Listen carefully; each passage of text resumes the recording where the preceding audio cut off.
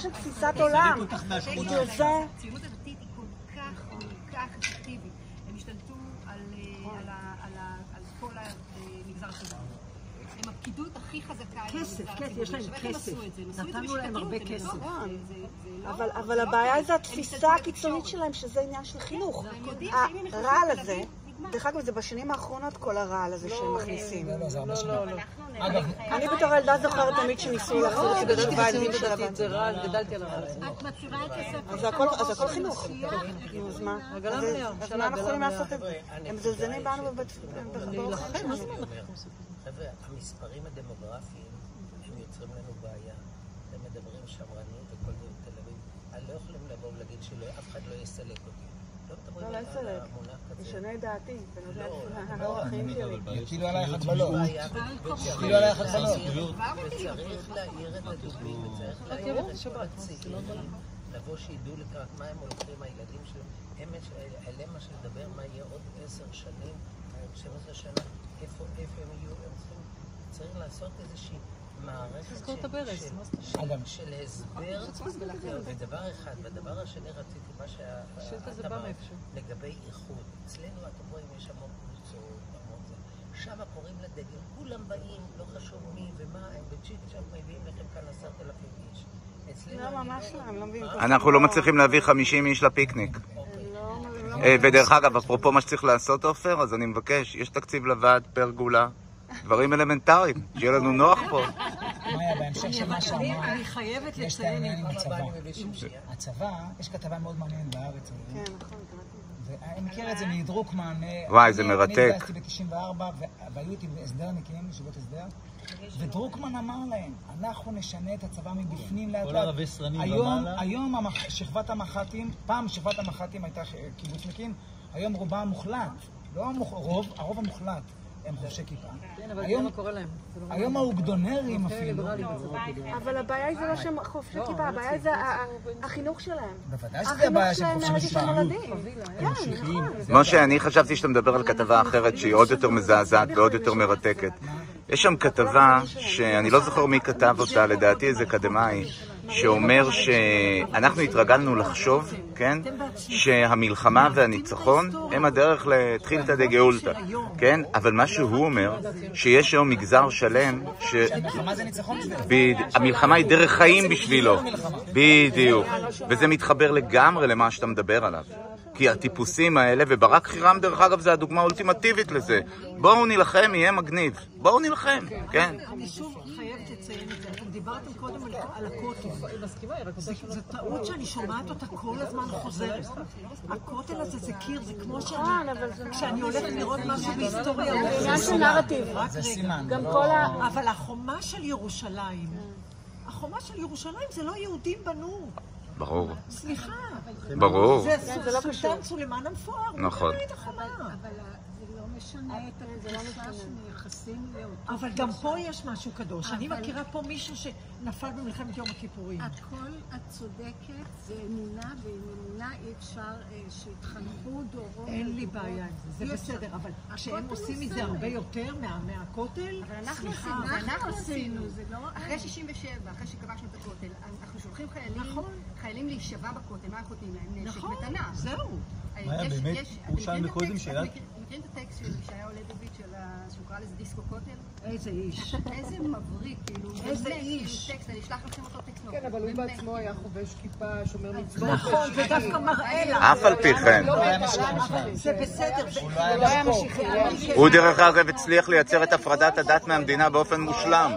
הוא חזה את... הוא אמר שהמדינה זה לא דת. כן, הוא הפריד את זה באופן מושלם. עוד אחרי 6 הימים הוא פרסם טקסט שרץ כל השנים. הוא לא בסיטואציה שהיינו בקדומים. הכי לא. לא שמענו אותו מדבר. והפכה להיות... ליבוביץ' דגל בהפרדה מוחלטת בדת היהודית. זאת אומרת, דת היהודית אין מקום למדינה. נכון. הוא היה יותר קיצוני מאיתנו. איש פתוח, ליברל, מה פתאום? דרך אגב, זו גם העמדה, שירית, זו גם העמדה ההיסטורית של כל החרדים. זו העמדה ההיסטורית והנוכחית של כל החרדים. הם בכלל לא רואים צורך במדינה.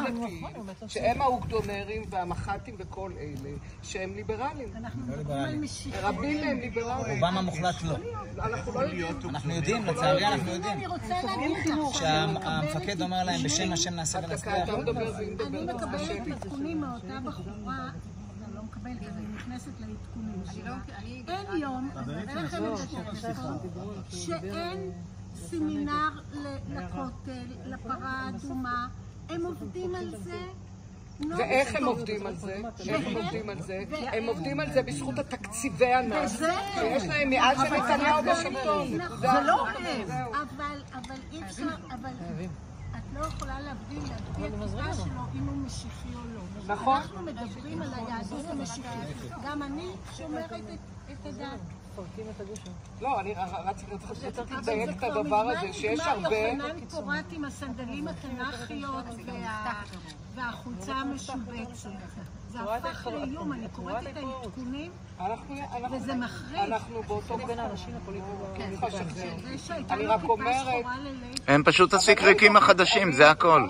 הם פשוט הסיקריקים החדשים, זה הכל.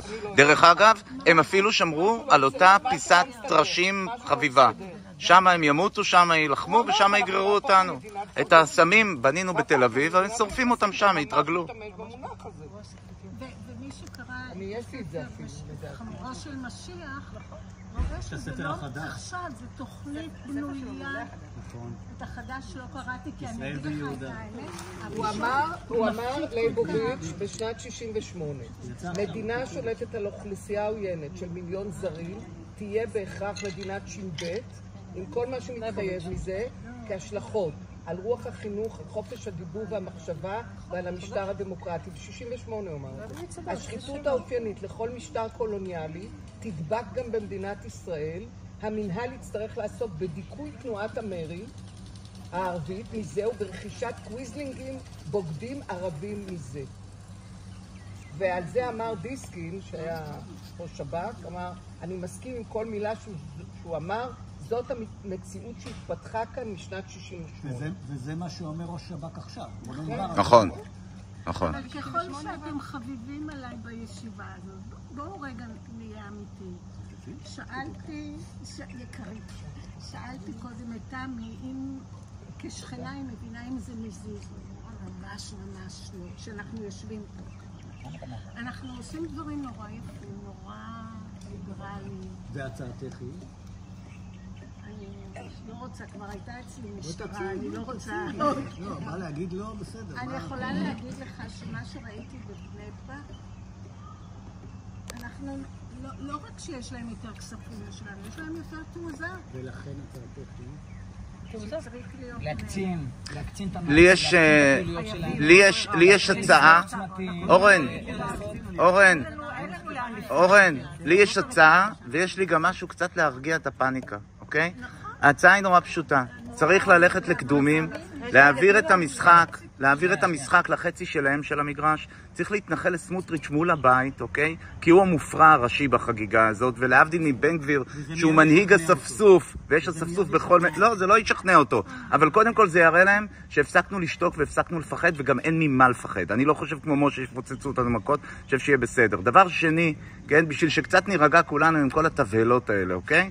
בשטחים חיים היום 500,000 איש, אוקיי? 40% מתוכם הם חרדים, אשכול סוציו-אקונומי אחד. זאת אומרת, נשלחו למחנה. שנייה, נכון, זאת אומרת שאנחנו כבר עומדים על סביבות ה-240,000 איש, אחרי שהורדנו את ה-40% ואחרי שהורדנו את המשפרי דיור.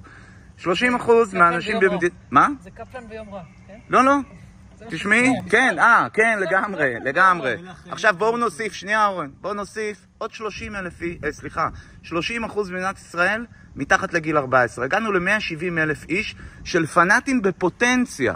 כולנו מבינים שלא כולם פנאטים, וכולנו מבינים שלא כולם פונדמנטליסטים. אנחנו צריכים לנצח 100,000 איש. דרך אגב, מספר קסום, אוקיי? כי 80,000 איש זה האנשים שחיים ב4% מהשטח שאותם יחליפו בהחלפת השטחים. אוקיי? אנחנו צריכים לנצח פאקינג 100,000 איש. זה לא ביג דיל. בדיוק כמו ששירית אמרה, יום רע בקפלן. אני אקרא לך מספרי, אתה צודק. הכוח של 100,000 איש האלה, הקיצוניים, מסכים. מי כמוך יודע, ודיברנו על זה אתמול מול השלט, שהקיצוניים הם מושכים, כמו שאמרנו שחייב שיהיה שמאל קיצוני, כי זה נותן לגיטימציה לשמאל. משה, על זה אני אגיד לך, אבל איפה כל אלה שגרים בתחום הקו הירוק? רגע, תכף נגיע לאלה. שנייה, תכף נגיע לאלה, אבל בואי נסגור שנייה את הפינה עם משה, אוקיי? אל תשכח שבמשך 30 שנה הקימו פה אימפריה מסואבת של מפא"י, אוקיי? ששלטה בכל מנגנוני הכוח, ובא מנחם בגין עם הרבה עבודה, וניצח. זה דואבל. זה נכון מה שאתה אומר, הם 30 שנה בונים פה תמנון של כוח וכסף. זה נכון. התעוררנו מאוחר, זה נכון, אבל צריך לזכור את המספרים. הם לא כל כך מפחידים. יש לך אישיות שיכולה להוביל את הדבר הזה? בוא נקשיב לו רגע. אבל הבעיה היא לא רק במושגי... אני חושב שהבעיה היא לא לנצח או לא לנצח, הבעיה היא במושגי יסוד.